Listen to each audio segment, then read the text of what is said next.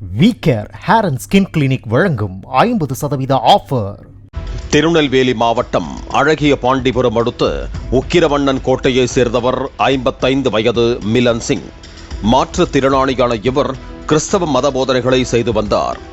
இவருக்கு கடந்த 2007ஆம் ஆண்டு திருநெல்வேலி மாவட்டத்தை சேர்ந்த சலோமி, 2010ஆம் ஆண்டு சலோமியின் தங்கை ஜெனிஃபர் ராணி மற்றும் 2012ஆம் ஆண்டு கோயமுத்தூர் பகுதியை சேர்ந்த வழக்கறிஞர் பெண் ஆகிய 3 பெண்களுடன் திருமணமாகி அவர்கள் பிரிந்து வாழ்ந்து வருகிறார்கள்.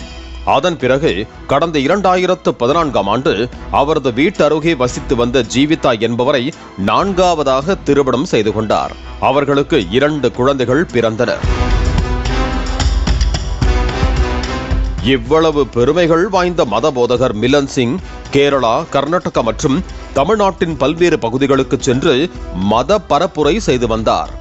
அப்போது திருநெல்வேலி மாவட்டம் மலையன்குளம் ஜேடி நகரை சேர்ந்த 23 வயது அன்பு ஸ்டெல்லா என்ற இளம் பெண்ணுடன் பழக்கம் ஏற்பட்டுள்ளது. லேப் டெக்னீஷியன் படிப்பு முடித்த அன்பு ஸ்டெல்லாவுக்கு அரசு வேலை வாங்கித் தருவதாக கூறி 2015ஆம் ஆண்டு 3 லட்சம் ரூபாய் வாங்கியுள்ளார். இந்த நிலையில் அன்பு ஸ்டெல்லா அதே ஆண்டில் திடீரென மாயமானார். இது குறித்து அவரது பெற்றோர் திருநெல்வேலி மாவட்டம் குருவிகுளம் போலீசில் தனது மகள் காணாமல் போனதாக புகார் அளித்தனர். மேலும் சென்னை உயர்நீதிமன்றத்தில் ஆட்கொணர்வு மனுவும் தாக்கல் செய்தனர்.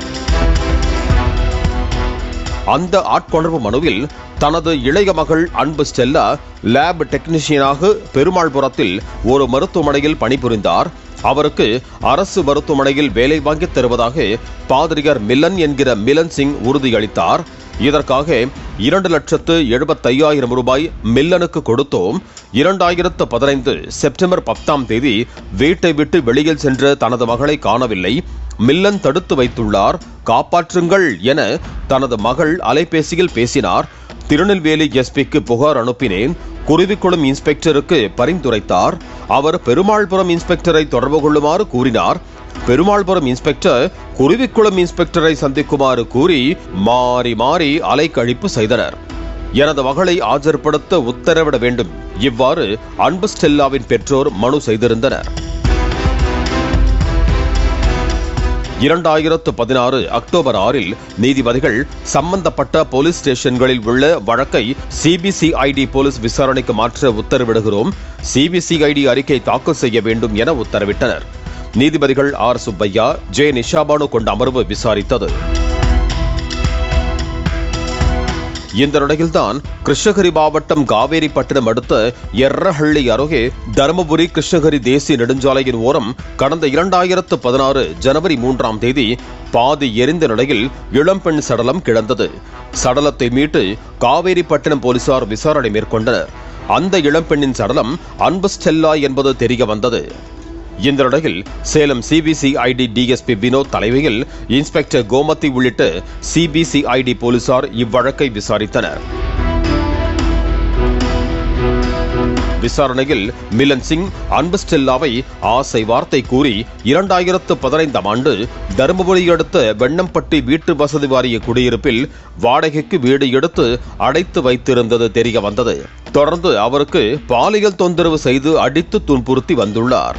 இதை பொறுத்துக் கொள்ள முடியாத அன்பு ஸ்டெல்லா தன்னிடம் வாங்கிய 3 லட்சம் ரூபாயை கேட்டு தகராறு செய்துள்ளார்.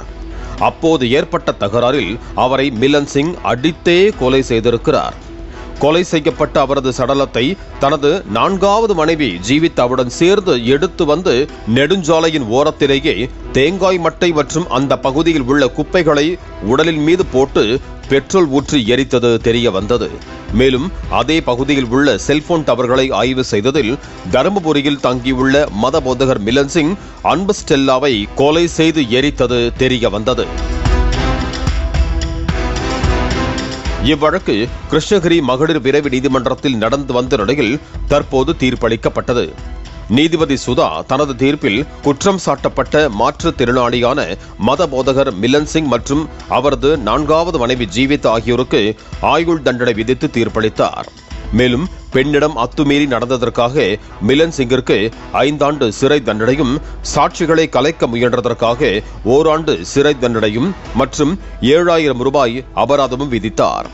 அபராத தொகை கட்ட மறுக்கும் பட்சத்தில் கூடுதலாக 6 மாத சிறை தண்டனை விதித்தும் தண்டனையை ஏக காலத்தில் அனுபவிக்க வேண்டும் எனவும் ஆகஸ்ட் 29ஆம் தேதி உத்தரவிட்டார். ஒரு கன்னத்தில் அறைந்தால் மறு கன்னத்தை காட்டுங்கள் என இயேசுவின் வசனங்களை சொல்லி மக்களிடம் மத போதனை செய்த பாதிரியாரால் ஓர் இளம் பெண்ணை அடித்தே படுகொலை செய்து பெட்ரோல் ஊற்றி எரிக்க எப்படித்தான் மனம் வந்ததோ? இந்த கொடூர குற்றத்திற்கு துணையாக எப்படி இன்னொரு பெண்ணால் இருக்க முடிந்ததோ? பாலிமர் செய்திகளுக்காக கிருஷ்ணகிரி செய்தியாளர் சத்யா. போட்டோ எடுக்காதுன்னு சொல்லிட்டேன், அனுமதியெல்லாம் போட்டோ எடுக்காத.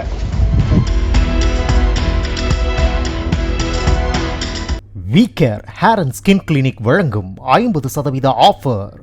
பிளே ஸ்டோர் மற்றும் ஆப் ஸ்டோரில் இருந்து பாலிமர் செயலியை QR கோடு மூலம் பதிவிறக்கம் செய்யுங்கள். செய்திகளை உடனுக்குடன் பெறுங்கள்.